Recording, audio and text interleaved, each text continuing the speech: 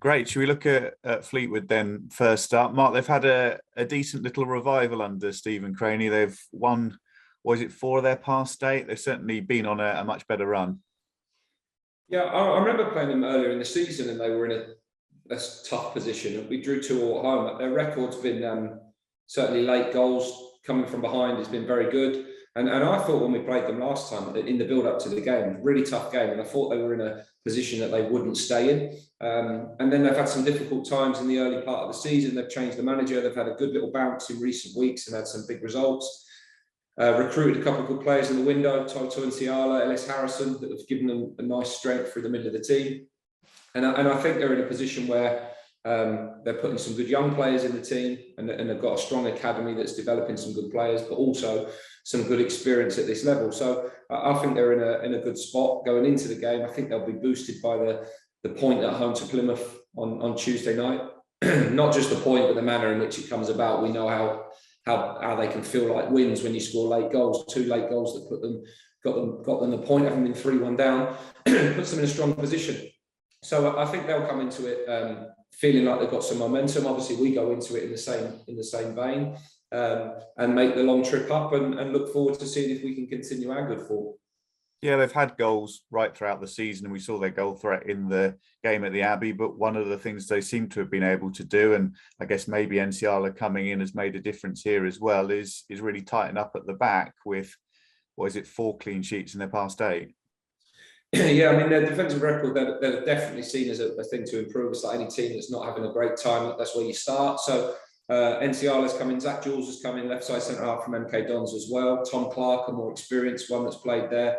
Danny Andrews done real well from this year at left back and is an incredible attacking threat and set play threat. Callum Johnson at right back from Portsmouth, another good one. So we think they've got a good side in that part of the pitch, and they've added to it, and they've got some good experience of League One football in there. So they've certainly made themselves a tough team to beat, a tough team to create chances against, and we have to try and make sure that we are as creative as we can be to take that away from them.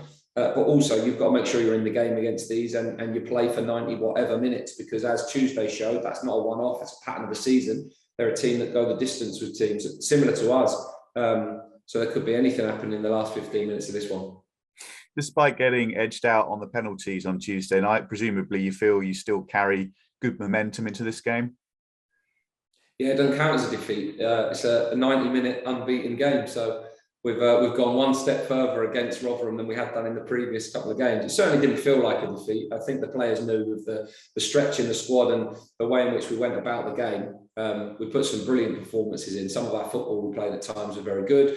The way in which we defend our box was outstanding. Of course, you don't have to defend it for as long and as often sometimes, but Rotherham are a team that make you do it. We've seen that in all of the games. And the consequences of a Rotherham game, and we've seen this 3 times now, is you use a lot of ice at full time because they're physical games. Everyone comes out with all kinds of bruises and bashes. But we go toe to toe with teams and we give as good as we get. I thought it was a good game. Played in a fairly empty stadium on a big occasion, but we've been good at that. We've been good at creating our own sort of atmosphere, and there were some good performances in the team. So yeah, really pleased with the way in which we adjusted the team and still competed at a good level. Some of our play was very good, and just shows again some of the progress that we're making. I think we know that the next fortnight probably is our most challenging period because of the number of games, and we're probably a couple of weeks away from a few of the players being back and available. So it will just stretch us a little bit over these next couple of weeks, but we go into it confident firstly, but free from the same amount of pressure that maybe we went into the previous 3 games with, because of the cushion that we've given ourselves and the results that we've got. That gives us a freedom to go and play these games without that pressure on our shoulders, and that's good, because you know how it is when you're a team where Fleetwood are at the moment. The pressure's on them to have to get wins, and we've taken that little bit of pressure off us in the last few weeks. That doesn't mean we're not ambitious and we don't want to keep this run going, but it does change the mindset slightly. With the team news, so a few inevitable Rotherham-related bumps and bruises, and then with your longer termers, you're basically looking at the next 2-week window, are you, for some progress? So probably not this weekend. That'd be too soon. Certainly be too soon for some of the ones that have been out for a longer period. We'll check in on Liam over the next couple of days, O'Neill, and see where he is. Jensen hasn't been out yet on the grass this week running, so he'll be back into running activities hopefully next week, but that might all come a bit too soon from the number of games that we've got. And then Wes will be fine, Jack Lancaster, Jack Iredale, Sam Sherrin, all the boys that were missing from Tuesday for suspensions or cup tied or anything, they'll be back in for this weekend. So straight away, that gives us a decent number of players to pick from and to choose from and to shuffle the pack again. And I think we've done that quite well over the last month. Just we've used few players, but everybody's contributed. And I think that will have to be the case over the next fortnight, because no doubt it will take its toll on one or two, and one or two will be unavailable at some point in the next fortnight, and that will give someone else an opportunity. But we're not the type of group or team that whinge about not having huge amount of options. I think we have to put our energy into the right things, and the right thing is getting ready for the game and going and competing and being a good side. And we've shown that we can do that. So that gives us confidence that whatever the team is that we end up putting out on the pitch, we'll have a chance. You mentioned on Tuesday that how you progress with the fitness of some players will, I guess, inevitably really dictate what you look to do over the closing days of the window. Do you think you will have a clear enough picture if you sit down on, say, Friday and think this is what we need to do over the next 48 hours? Are you confident with the direction of travel with the injuries that you'll have a pretty clear picture? Yeah, I mean, the guarantee is the next couple of weeks will stretch us, as we saw on Tuesday. I mean, that was a bit of an anomaly because of the competition and the rules that prevented a couple of people missing. But the next couple of weeks will stretch us. But that isn't a reason to go and spend large sums of money just to get through a fortnight when the games then thin out and we've got players back, and players that we believe in and we know what we're going to get from. We've also got some really good young players that we need to make sure that we don't block too many pathways for. And if we fill the squad up with 3 or 4 players late in the window just to cover ourselves, I don't think that's the right judgment call to make. And that's my call every time as to whether we do that or not. So the funds are available to make the squad stronger. The board are really supportive. Ben's working really hard to find the right options. And my call is whether we need to do it or not. And at the moment, as I've said all along, I really like the players that we've got. I really like the direction that we're moving in. And I think that when we get 1 or 2 of the boys back, we'll be in a really strong position. That said, we will add before the window closes on Monday, I think, because we are going to end up being a little bit lighter in certainly central striker area, because Joe's going to be out for a little bit of time. We don't know how long, but a little bit of time. So we'll probably have to add someone there. So if we can do that and we can make ourselves stronger, then that's something that we'll have a look at over the next few days. But I wouldn't expect anything before Saturday. Just to confirm on Joe, is that it's ankle for him? Is it the injury that he picked up against Doncaster? Yeah, he tried to carry through it as he does, but yeah, it's a painful one, a sore one. So we'll have to see how the swelling settles and get all the appropriate help over the next couple of weeks to work out what it is. But he certainly won't be about for a little bit.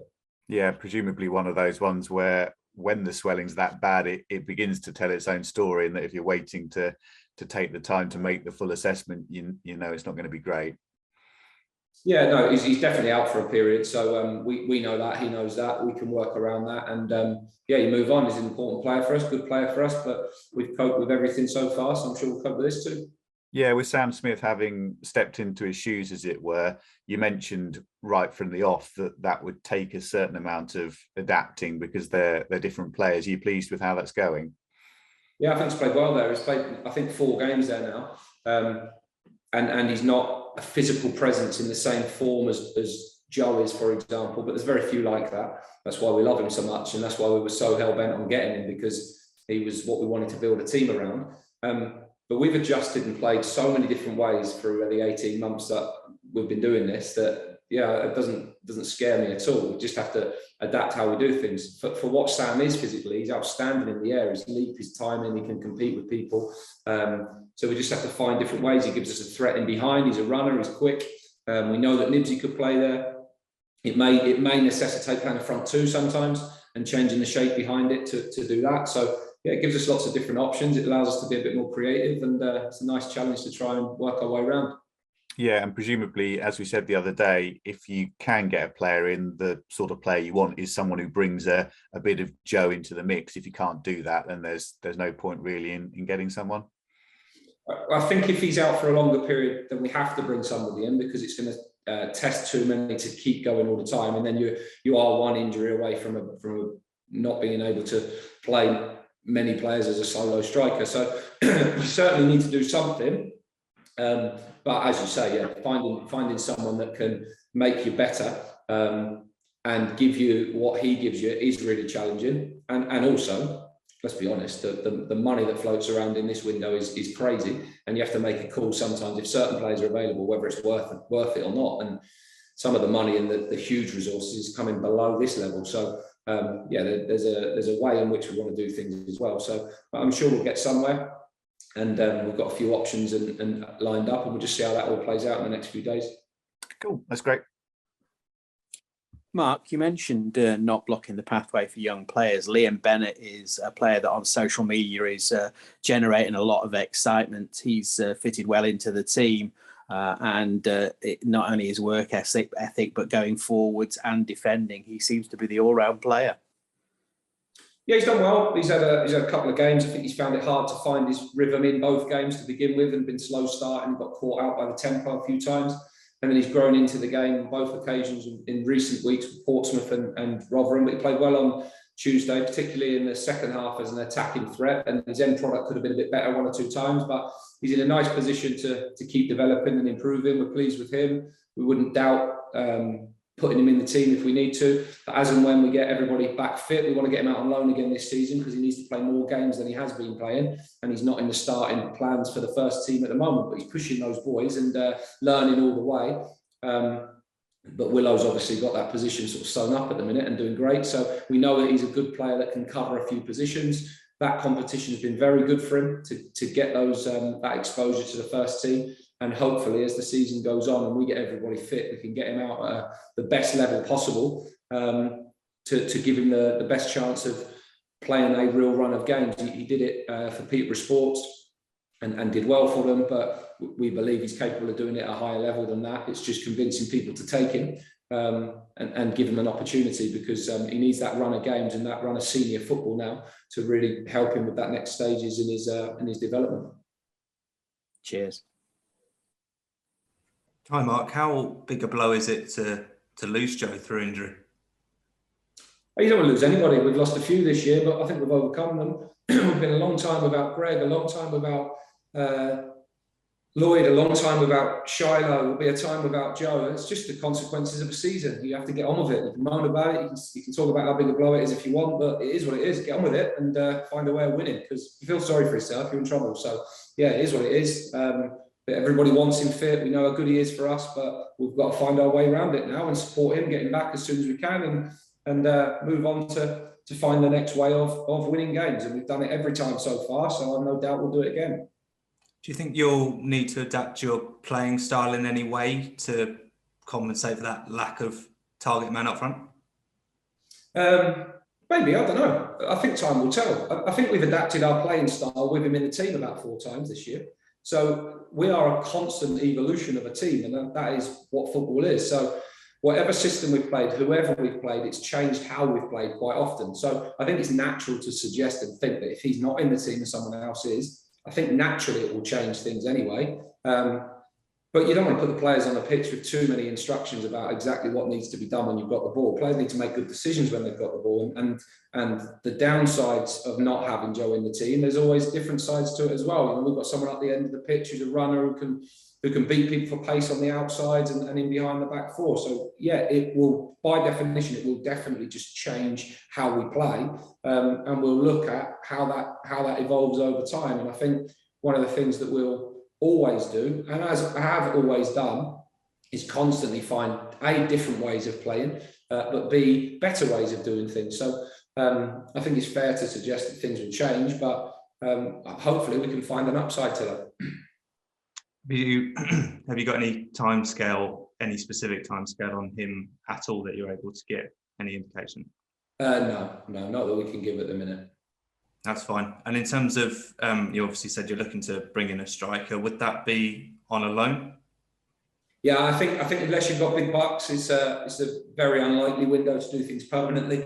You've seen a few in the leagues below us that have signed Championship or League One players on huge money, which is fine for them to do that. It's just not our way.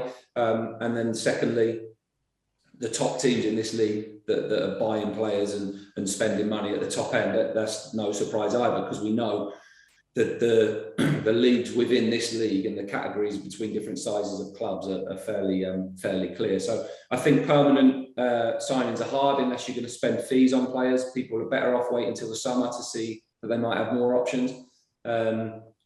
I think in an ideal world, you'd love to add permanent signings every window, so you just get stronger each window for the longer term. I think it's a hard window to do that. And if you try to rush through something permanent now, it's probably an unplanned one, which probably means get through to the end of the season and reassess your business in the summer. And some of the loan options that come available late on in the window can be interesting. But I don't think it's been a crazy window. I don't think it's been that busy a window. I think there'll be quite a few loans in the next few days, certainly Monday, maybe a lot of younger first-time loans, but also maybe less than normal because of the situation everybody's in at the minute. I don't think it will be pizzas at the training ground till 11 o'clock. Yeah, just on that, striker aside, are you happy with where you're at in terms of the squad, in terms of ins and outs? You'd like to keep it as it is? I've told you enough times, I'm delighted with where we are. I absolutely love working with this team. And we don't want to upset or stop what we've got going on. And when we get a few of those players back, we'll be stronger again. So yeah, I'm not a manager that likes to spend January in the sweet shop looking at all the things you could have. I just really like working with the ones we've got and getting the best out of them. And that's what we're going to continue trying to do. Just finally, in terms of how it's going, your League One campaign, you don't give too much away in terms of targets. I just wondered if you're ahead of where you are or where you thought you might be at this stage of the season or not. Well, it's points, not positions, really, that are more important. So we're probably on track for where we wanted to be. I said a few weeks back that we were a few points behind where we wanted to be, and we'll probably caught that up a little bit. So yeah, we're on good track for where we'd like to be, but we have to keep going.